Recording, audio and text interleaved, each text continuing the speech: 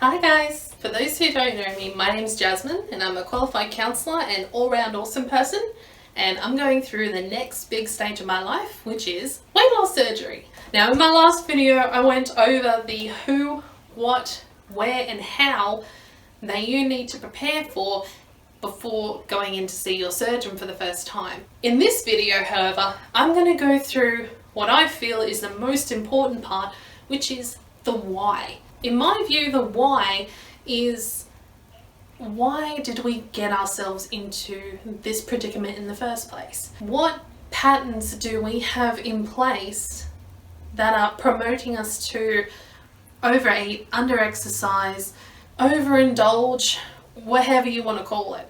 I know this can be quite daunting to discover about oneself, to the point where people might say, oh, well, I'm a diabetic and the medications that I'm taking encourage me to gain weight, so that's why. Or, I'm on this contraception and this contraception gives me an increased appetite, so I feel the need to eat anything in the fridge. Or, oh, this thing happened, so that's why.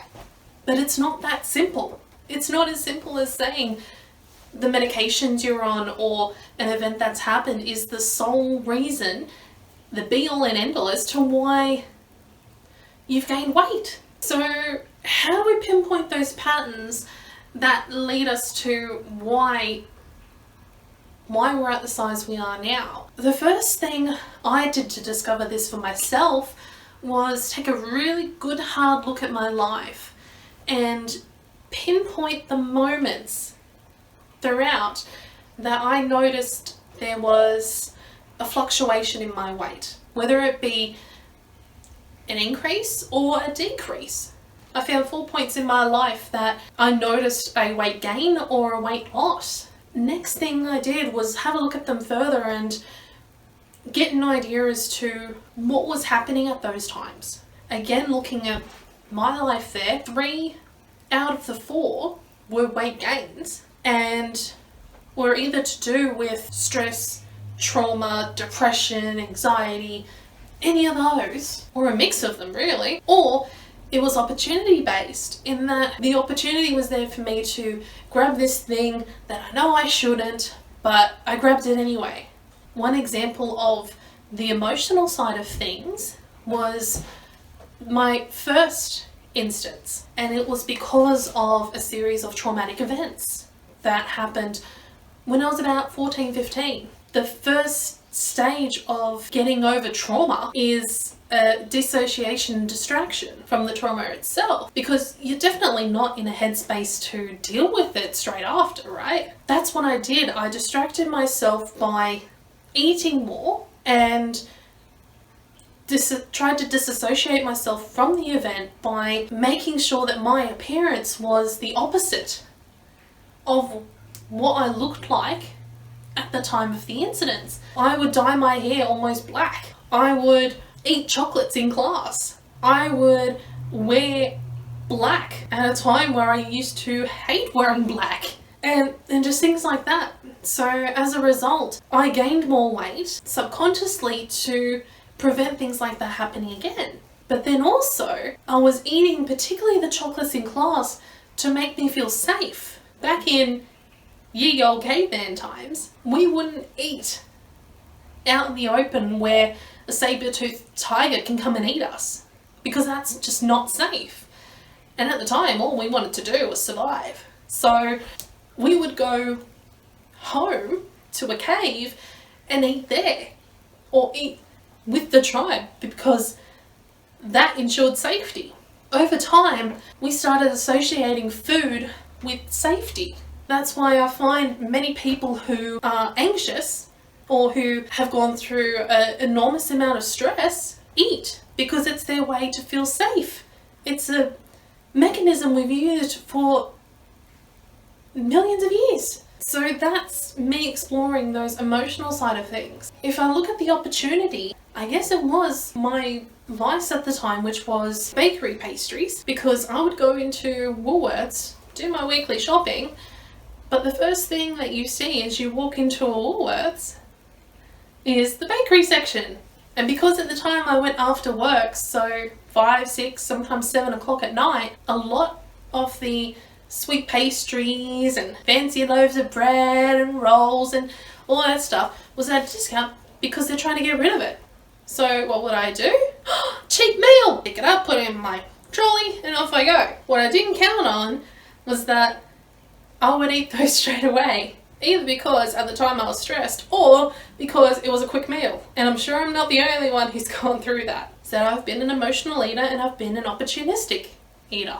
If I look at the fourth instance in my life where my weight fluctuated, I was going through the breakup with my last boyfriend. And at that point, I actually saw a weight loss. Because at a time where I would be really stressed and, from what I said earlier, would gouge on the pastries, I again disassociated myself from the situation and focused more so on being someone different to the person who was in the relationship by going to the gym. And lo and behold, I found that I quite like the gym, especially classes, even more specifically boxing classes. In that, I found something else to replace the eating with to make me feel whole and make me feel safe, because I felt safe at that gym.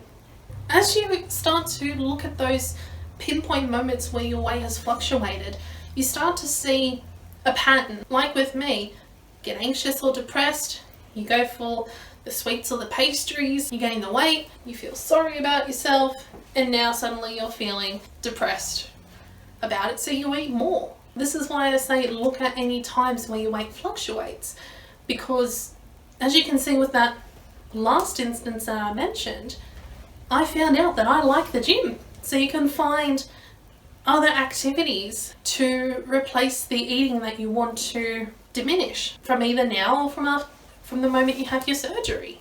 And you can start to make those changes that will encourage a healthier you. As you explore those pinpoints, you start to see more of the big picture of why. If you explore further, even into your childhood, you can start to see things that your parents may have said to you, or that family members have said to you, to encourage you to finish your plate, or eat everything on your plate, or you don't get dessert, or something to that effect. And that's not exactly encouraging to us now, is it? It may have been when we were kids and we had to eat our vegetables, but no, now when our plates are mostly steak. Even if you look historically throughout your life, from childhood to now, you'll notice that plate sizes have gotten bigger. Even from my life, looking at it, when I was 13, 14 to when I was 25, 26, there's a big difference. Even if I'm to compare it between generations. I asked my mother about this and she said, look, the plate sizes I had, or the portion sizes I had when I was 18 are tiny in comparison to what you had when you were 18. You compare what your portion sizes were like, or even your parents' portion sizes at your age, and you see that there's a vast difference. So you start to see all these little bits as you explore your history, all of which that contribute to why you've gained the weight, and you see your patterns of behaviour when it comes to eating and emotions, or eating an opportunity, or whatever it may be for you. And it's once you have explored that why that you can start to look at other outlets that you can channel into that don't result in you overeating, but perhaps promote something more beneficial to you, like going to the gym or doing something creative. If you're a creative person and taking the time to get a pen and a piece of paper and just scribble or draw something. There's many different things that one can do once you've explored your pattern of behaviour when it comes to food and overindulging, that you can change that pattern.